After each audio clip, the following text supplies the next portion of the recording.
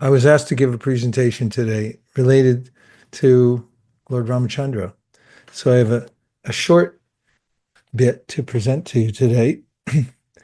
Now, before I speak about this, I had been writing something about the holy name and was interested in the story behind this.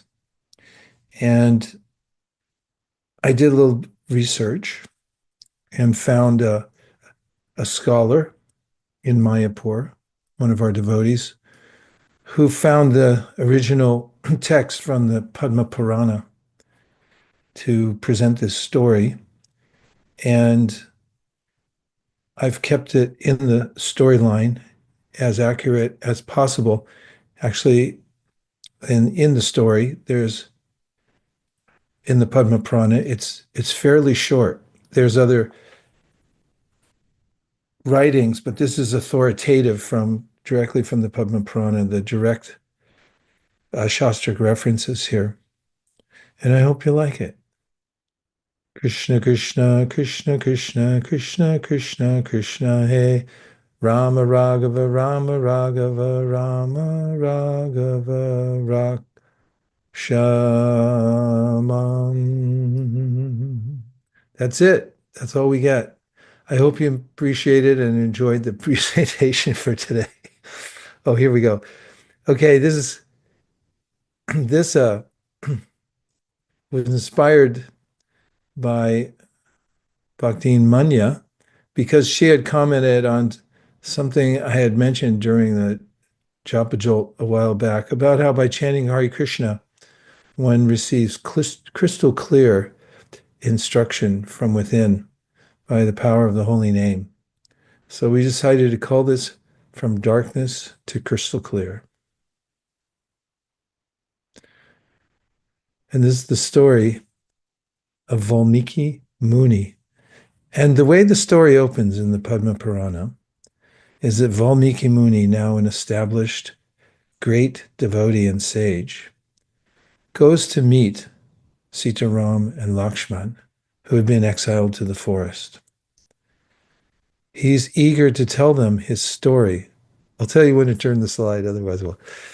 He's eager to tell them the story of his life and how he came to be their devotee. And he meets them on a mountain and then begins to tell the journey he's been on. According to the Padma Purana, Vālmīki had an obscure beginning because no one quite knew who his parents were. There were some rumors about how he had Brahminical parents, but somehow or other he had been estranged from them as a baby. He was raised by a hill tribe called the Kirātas. And you've probably heard of the Kirātas from the Srimad Bhagavatam, where it says, Kirāta hunandra pulinda pulukasha abhirashamba yavana kasaraya yene chapapa yarapashraya shraya shrudyanti tasmai prabhavishnave namaha. And in that verse, which is one of the theme verses for ISKCON, Shukadeva Goswami mentions the Kirātas. And the whole list is of people who are so far outside of the Varnashram system that they're considered to be untouchable. So whomever his parents were, who would become Vālmīki Muni in the future, began as a Kirāt. And he was not called Vālmīki at that time, but he was just one of the tribe. And in the life of the Kirats, many of them lived by stealing. Those who were pilgrims who had come through the mountainous region on pilgrimage would be assailed by these very ferocious hill people.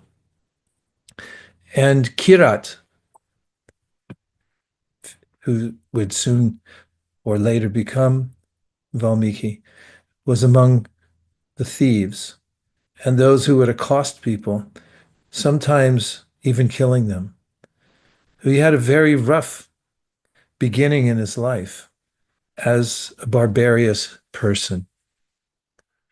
There's one day when Kirāta was out looking for some unsuspecting pilgrims. He saw in the forest a group of sages, the 7 sages, and among them was Nārada Muni, thinking that, oh, these sages congregated in the forest are ripe for the picking. I will attack them, I'll take all their wealth, and I'll abscond back to my village in the hills. And just as he broke through the brush to attack the 7 sages, Nārada and the other sages turned to see this disheveled figure holding a knife and making a battle cry as he was about to charge them. But somehow or other, by the countenances of the sages, Vālmīki was taken aback and he could hardly move. Nārada said to him, "Oh, you want to steal from us?" And Vālmīki haltingly said, "Yes, yeah, that was my plan."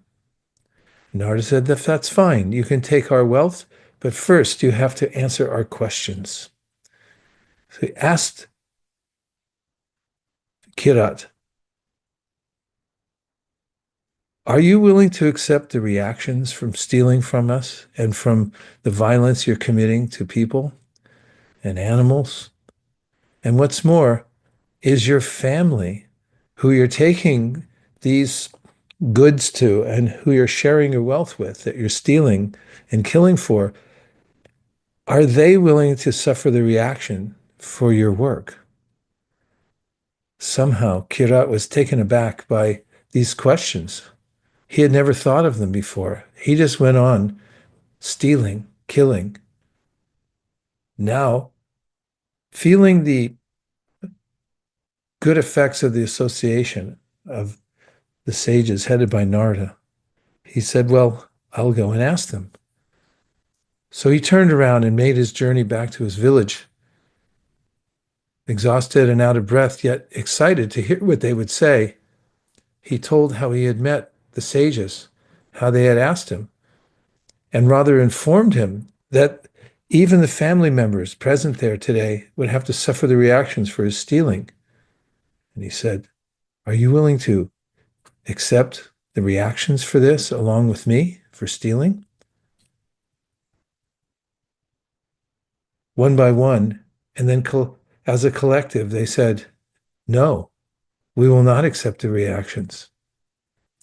Disheartened by what he heard, and now thinking for the first time in his life about the reactions that he would receive, what to speak of his family, he hurried back to meet Nārada again. This time in a different mood. Rather than wanting to steal from them, he wanted to learn from Nārada and the sages. What can I do? How can I be released from the horrors that await me from all of the sinful ways in which I've maintained myself and my family? Nārada consulted with the rest of the sages, and then he came back to Kirāta. And he said, "We have a prescription for you, that you would chant the name, the sacred name, Rāma." And Kirāta, taking the prescription, as now he felt beholden to the sages and eager to follow them, followed their direction to sit down and to begin chanting the name Rāma. But as he opened his mouth, his tongue froze.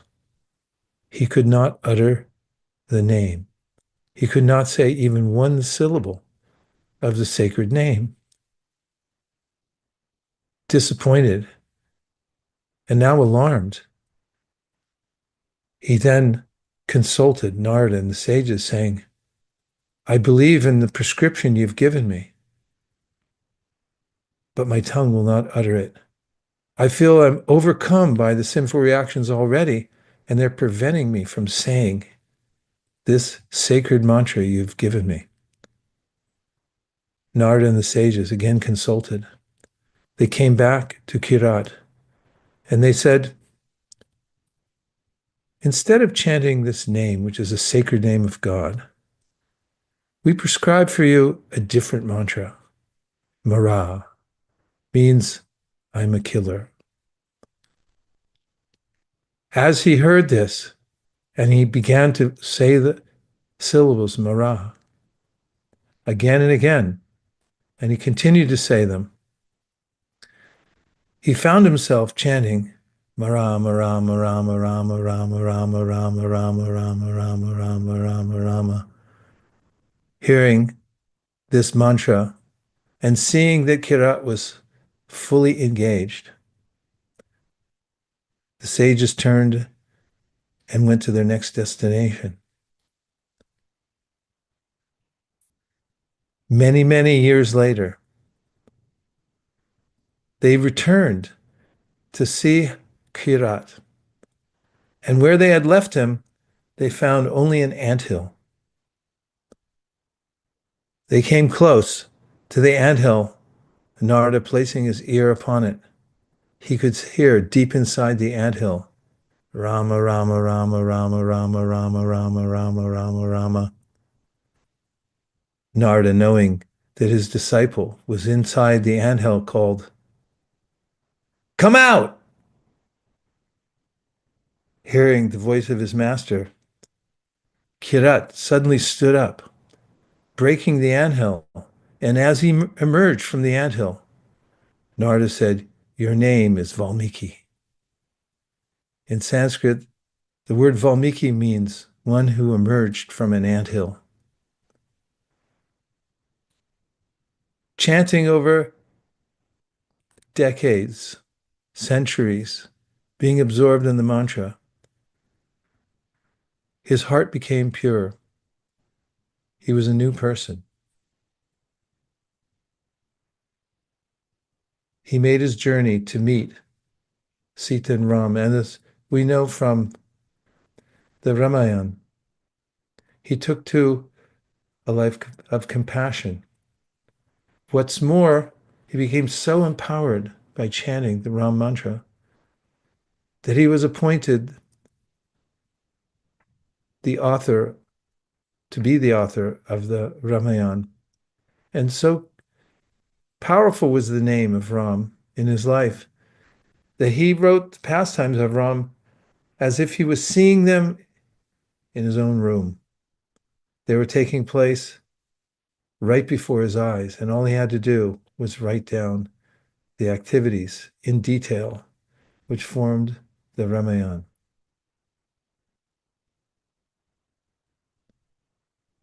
Srila Prabhupada brought the Hare Krishna mantra and distributed it liberally everywhere he brought it.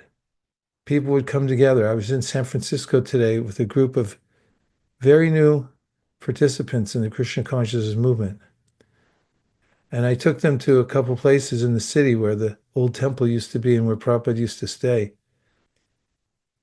They were walking behind me and I noticed that they couldn't stop chanting Hare Krishna, Krishna Krishna, Hare Hare. Everywhere he went, they kept the vibration going. And I felt the same power.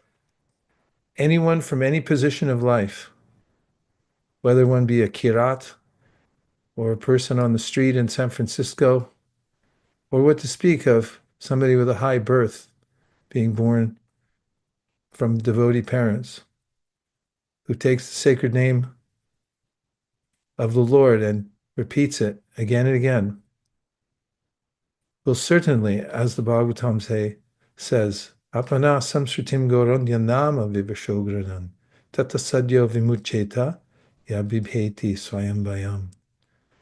The Lord gives protection to anyone who calls his name.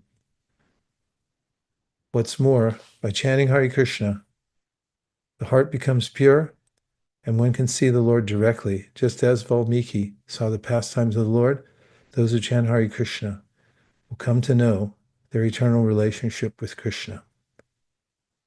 Om Tat Sat. Ijo des, as they say in Japan, the end. Okay, Prasharas Bhavana. What's next? Thank you, Mars. That was a wonderful rendition of that story, and the slides were so beautiful to go with it. Now we'll Thank be you, Bhakti Manya, for the slides. Hare Krishna. Jai. Now we'll be heading over to our breakout room discussions. So you've all been randomly assigned to a room, and we have some discussion questions prepared for you. So please just try to recollect what you learned from the talk, and you can continue the conversation in your rooms. Welcome everyone back from your breakout rooms. Did you have a nice discussion? And if you did, react with some fun emoji.